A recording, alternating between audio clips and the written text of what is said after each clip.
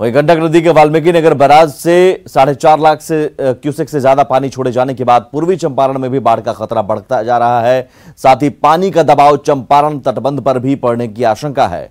तटबंध की मजबूती को देखने के लिए डीएम सुश्रुत कपिल अशोक और एसपी ने अधिकारियों के दल के साथ गंडक नदी का मुआयना किया। अधिकारियों ने नाव के सहारे नदी की धारा को देखा और बढ़ते पानी से बचाव के तरीकों का निरीक्षण किया। डीएम ने निरीक्षण के दौरान बांध में हो रहे रिसाव को भी देखा और सिंचाई विभाग के अधिकारियों से तेज गति से इसे बंद कराने को कहा। निरीक्षण के दौरान डीएम सुश्रुत कपिल अशोक ने कहा कि गंडक नदी और तटबंध के बीच बसे गांव के निवासियों को सुरक्षित स्थान पर पहुंचाया गया है। साथ ही तटबंध की सुरक्षा के लिए अभियंताओं और अधिकारियों का दल लगातार तटबंध की निगरानी कर रहे हैं। 36,000 क्यूसेक का डिस्चार्ज जो है गंडक बैरेज से हुआ है।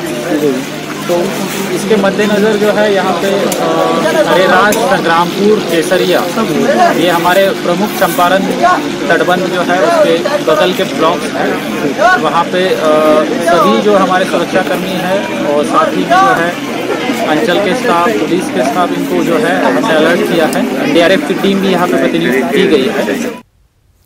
नेपाल में हो रही भारी बारिश के बाद वाल्मीकि नगर बैराज से जहां 4,24,000 क्यूसेक से ज्यादा पानी छोड़ा गया, वहीं गोपालगंज में गंडक में आज से जलस्तर में बढ़ोतरी की उम्मीद जताई जा रही है। इसके अलावा तटबंधों पर भी दबाव बढ़ने की आशंका है, जिससे गोपालगंज में कई जगहों पर तटबंध में रिसाव शुरू होने की संभावना है। डीएम ने जिले के तटबंधों का निरीक्षण किया और कई दिशा निर्देश दिए। डीएम के मुताबिक जिले के सभी तटबंध फिलहाल सुरक्षित हैं। इसमें कम से कम 3 से 4 फीट और पानी बढ़ने की संभावना है।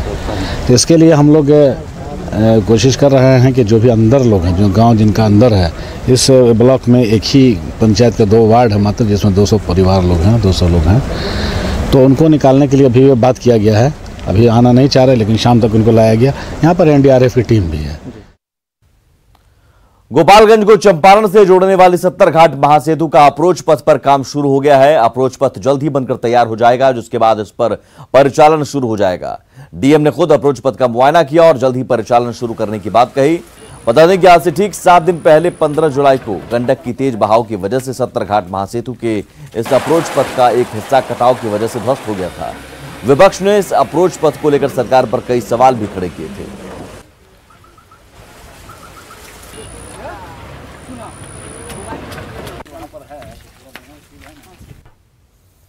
तो नेपाल में पिछले 3 दिनों में हुई भारी बारिश के चलते मधुबनी में कमला नदी का जलस्तर बढ़ गया है, जिससे नदी किनारे बसे गांव में एक बार फिर से बाढ़ का खतरा बढ़ गया है।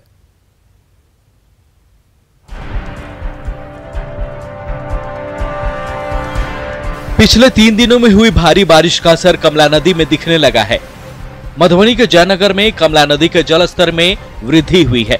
जानकारों के मुताबिक नेपाल में बीते दिनों भारी बारिश होने के चलते कमला नदी का जलस्तर तेजी से बढ़ा है। हालांकि जयनगर में फिलहाल कमला का जलस्तर खतरे के निशान से नीचे है, लेकिन तटबंध के अंदर बसे गांवों में कमला नदी का पानी घुस गया है, जिससे स्थानीय लोगों में एक बार फिर से बाढ़ की दहशत साफ देखी जा रही है। वहीं कमला पुल की जर्जर हालत भी लोगों की चिंता बढ़ा रही है।